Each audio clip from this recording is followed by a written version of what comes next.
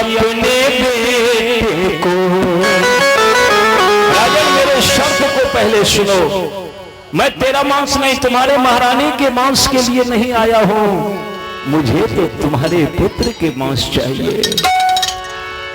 अगर कोई अपने बेटे को करके दो खंड गिराता है, अपने हाथ से दो भाग में जो चीर देता है, अब तब दाया अंग के मांस में मैं और सिंह मेरा खाता है। हे राजा दाया और सिंह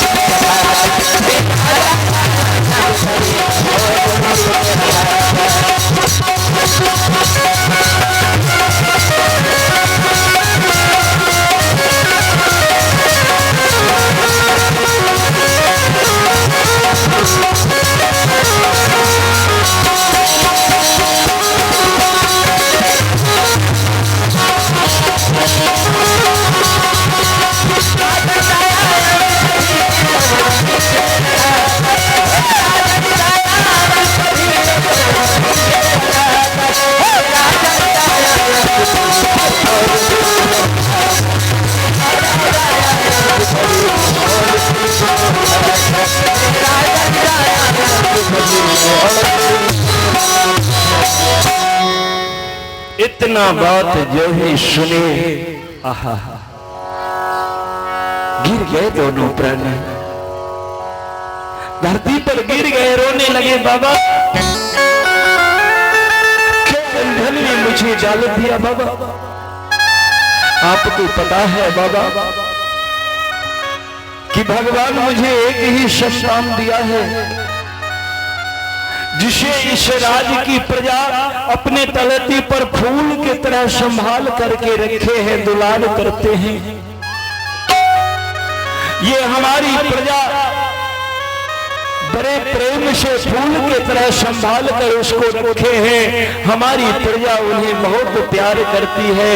हर वक्त इनके जिह्वा पर राजकुमार ताम्रध्वज ही बैठा रहता है। इस फूल जैसे बच्चे के सर पर बाबा हम कैसे आना चलेंगे? बोलिए बाबा। और अगर उस पुत्र को आरा से चीर कर उसका मांस काट कर आपको दिया तो मेरे गृहस्थ जीवन का क्या होगा बाबा? इतना बड़ा राज कहा मेरे बाद कौन चलाएगा बाबा? बाबा हाथ जोड़ता हूं, वो बच्चा है और आप तो संत हैं बाबा। संत किसी के बुरा नहीं करते, संत तो सभी के भला करने के लिए होते हैं। फिर आप मेरी दुनिया को क्यों उजाड़ने की बात करते हैं बाबा? आप मेरे पत्नी के मांस ले लीजिए, लेकिन मेरे बेटे को छोड़ दीजिए बाबा, क्योंकि संतान बिना घर आंगन अच्छा नहीं लगता।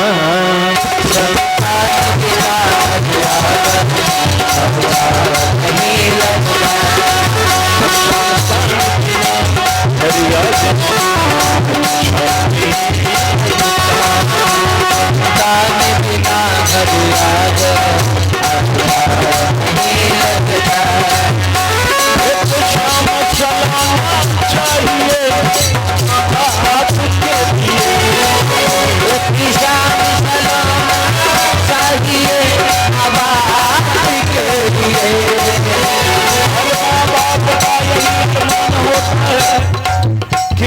सा प्यारा सा दुलारा सा श्यामला सूरत भोले भाले सा बच्चा मेरे गोद में खेले और उन बच्चे के दुलार करते हुए मेरा जीवन आनंद से भरा रहे।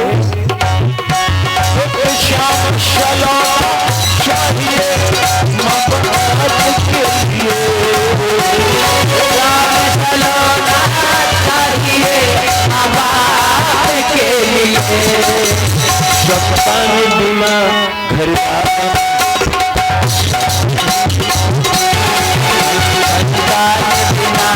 बिना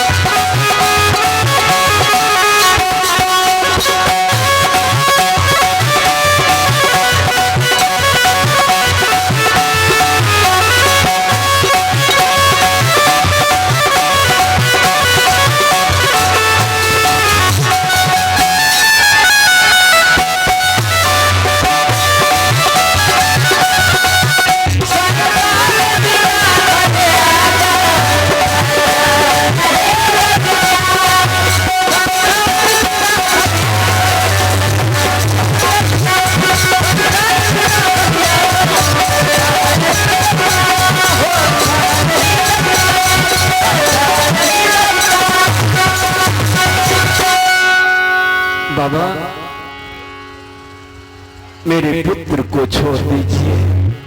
मैं आपसे भीख मांग रहा हूं बाबा, मेरे घर परिवार को बचा लीजिए बाबा। बाबा आप मेरे पुत्र को छोड़कर जो कहेंगे हमें स्वीकार है बाबा। कहा नहीं राजन, अगर तुम अपने पुत्र के मांस नहीं दोगे तो हम तुम्हारे यहाँ एक पल नहीं ठहरेंगे। चलो सिंह चलो। ये राजा रो रहा है, पुत्र में बड़ी ममता है इसको। अरे ये अपने पुत्र के मांस नहीं खिला सकते, चलो। सिंह को लेकर के जोगी बाबा आगे बढ़ा। महारानी पिंगला कही कि रुकिए, मैं एक मां हूं और बच्चे पर मेरा स्नेह अधिक है, और इस वजह से हमें विश्वास है कि हमारा बेटा हमारा बात नहीं नहीं करेगा, और इसीलिए योगी बाबा मैं अपने बेटे के मांस दूंगी। दुनिया यही ना कहेंगे कि अतिथि की सेवा सत्कार करने के कारण महारानी पिंगला अपने पुत्र के सर पर आरा चलाया। ये तो नहीं कहेंगे कि महारानी पिंगला अपने द्वार पर से संत को भूखे लौटा दिया। बैठिए बाबा, आपको मेरे पुत्र के मांस चाहिए, दूंगी। आप जितना कष्ट दे दो बाबा, आप जितना दुख दे दो बाबा, वो सारे दुख हमें स्वीकार है, लेकिन हमें ये नहीं स्वीकार है कि दुनिया हमें कंजूस कहे, कृपण कहे, ढोंगी कहे। बाबा बैठिए।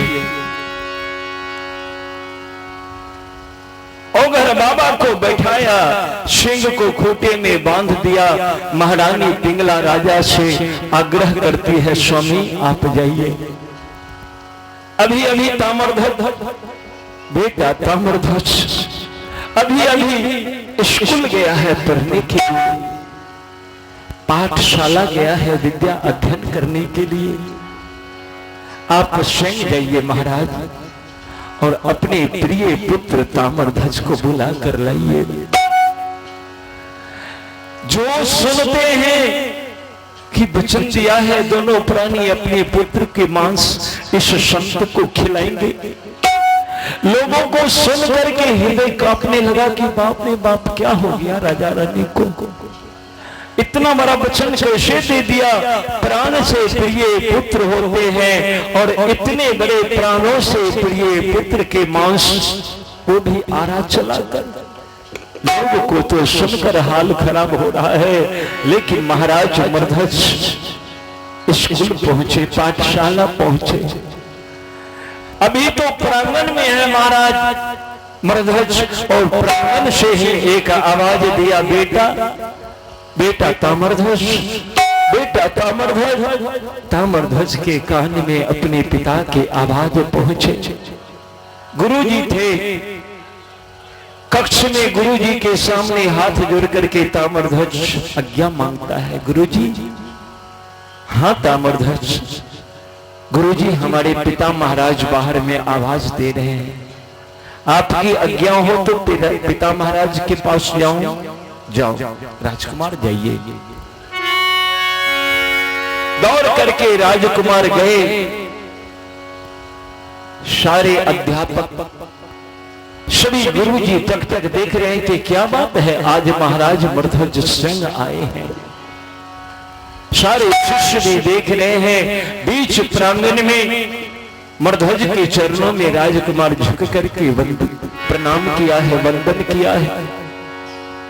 बाबू लोग, महाराज मरध्वज से पूछा राजकुमार, पिता महाराज आपके आंख में आंसू, आपके आंख सजल है पिता महाराज, क्या बात है, आप दुखी लग रहे हैं। कहा नहीं पुत्र, कहा कि तो यहां, कहा कि पुत्र तुम्हें बुलाने के लिए आया था। क्या बात है पिताजी? कहा कि एक वैद्य जी आए हैं, वैद्य डॉक्टर साहब।